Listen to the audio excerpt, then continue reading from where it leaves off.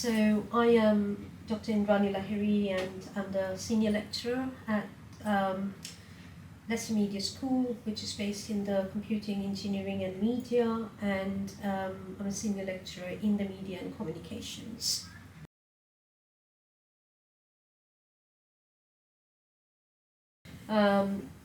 So I started looking into things during 2019, where I was very much interested in looking at the schools and how they are working with migrant children in the schools to, who have got language barriers, but also how they're handling the turbulence within the schools. And as I was doing this project, of course, in 2020, we got hit by the pandemic, and that was the time when there were a lot of distress within the parents, within the children. Lots of parents were frontline workers, and they were they just didn't know how to survive really, because of course the schools were closed, childcare was not there, so they were stuck in the family, and utilizing the family home space for work, but also for schooling, because there was this homeschooling that came up. So as I was talking to some of the parents during that time, I thought that there are ways that we can help, as of course being researchers in digital media. We can use the digital media to connect, but also to create a space for co-working, and that's where it all started. So then the parents got together, some head teachers came along, some nurseries came along, and we started the online platform, and that's where it all started actually. But it used to be called Children's Stories in Times of Corona, because there was nothing linked to the project at that point of time. But as we progressed down the year, we thought that we talk about resilience, but we really don't talk about resilience from a cultural perspective. And the society that we are living in at the moment is quite diverse. And in this diverse society, if we are talking about children's resilience, we have to be using culturally sensitive ways of resilience building. And that's where this BRIC project come along. And we started looking into how we can use arts, how we can use games, but also how we can use storybooks, So like for children aged, the target for the BRIC project is age 7 till 11. And what we were thinking is that children get stories around, dinosaurs. They're told stories by Gruffalo, so it's always like there's an animal character. But what if we bring in children as characters to tell the experiences that they have gone through? So then we started collecting stories from parents, from children, from teachers, and we have got now a whole lot of stories that we are kind of trying to then rename. Of course, we're not going to use the original names. We're going to change the names, but we are working with the Sweet Cherry Publishing in Leicester to then write these stories. And these are the stories from children who have either got difficult experiences during the pandemic, or they have faced issues within the schools, or they have faced issues where they are interacting with other children. So, and then in the line, we also came across a organization called Different Human Design, and they are talking more around ADHD. So at the moment, we are now trying to connect BRIC with the Different Human Design and kind of see, well, if we are working with the children age group 7 till 11, and then they proceed to the next batch, which is then done by the Different Human Design, they look into more the teenage and that age group. So that's where we are at the moment.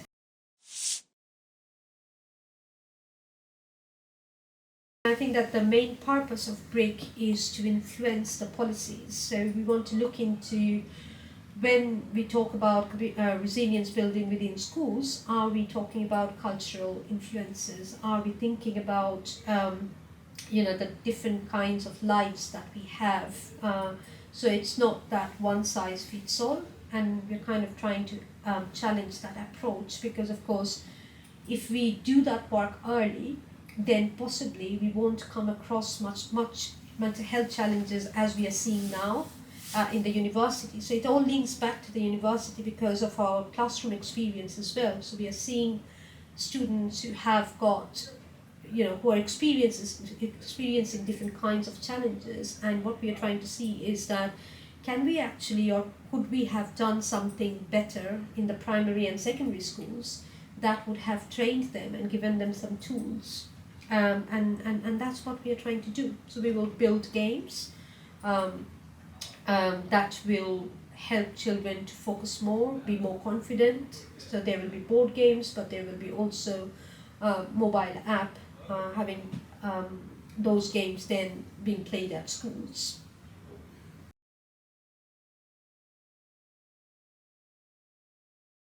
One is, of course, the collaborator engagement. We started working with, so as we pitched the project for the first time, we got psychiatrists involved in the team because we thought that there are two main areas that we want to focus on. One is the children's mental health, but also the parents' mental health. But at the same time, what can we do better? And that's where we started partnering with and got Welltech Medical on board, who look at they are interested in children's mental health and psychiatry. And then we have got Living Mind, who are London based. So the Welltech Medical, they're Basingstoke based, and then the Living Mind, they are London based, and they're more they come more about adult psychiatry. And we are trying to work with them to see how stories can help us to understand, not just the children, but also the parents. Then we had collaborators like charities who are working with music, and they're very much interested. We have not actually gone that far producing any particular kind of music, but we are looking into different music at the time, and we've got a PhD researcher who is working on building community resilience through arts and media. And we are trying to kind of look at, are there areas where we can potentially think about how music can have a positive impact on children, but also on parents. Then we have got some grassroots organizations who are coming forward. And of course, now newly, we partnered with the Sweet Cherry Publishing, which is an award-winning publisher in Leicester. Now, I would see these as milestones because there wasn't a project like this before, and there is not a second project like this because this is a project that based on true lives and inspired by true stories. And whatever we are doing here is looking at in a more practical ways of resolving some of the problems that we encounter, but also solve them together, like parents, grandparents, children, all coming together. And we as researchers, we are observers there more and trying to understand it. So that's one of the milestones, I would say. The other key events have been how we have been invited to the Halloween party, which was in the Leicester Sports. And what we did was we partnered with the different human design to then give out some handouts, particularly looking into what search and looking into coloring and all of that. So that's one of the things I would say. The second thing that has just we have been invited to do is to demonstrate the research and the work that we are doing at the Leicester Giving Day, which is the 18th of November, and it's happening. We have got like 4 hubs in the whole Leicester city. We have been given the Moses Corner, which is near the Slater School in the Frog Island, and we will be displaying, and businesses will be coming in, and we are looking for investments from the businesses as well, which is an achievement, I would say, because the council and the local businesses are involved, and we are also trying to reach out to work with LEP. So our next stages is to kind of build this as a business that can then support the schools, because we know that the government is struggling at the moment, the schools are struggling. So is there a way that BRIC can actually help the schools to achieve what they want to achieve by providing this extra support? So I would say that these are the key events that we're looking at going forward as well.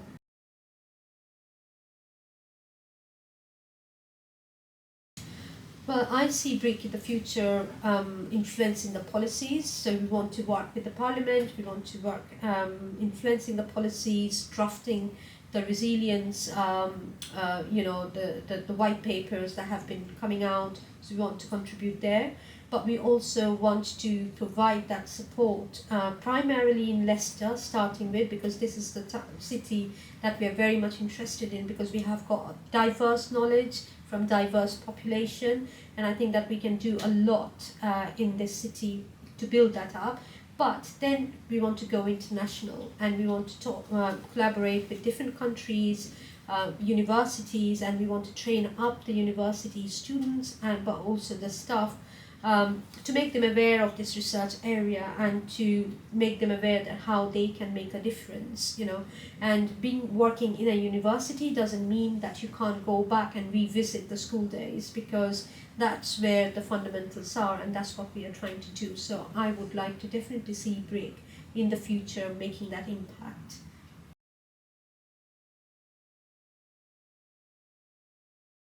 Well, I think that it's very subtle.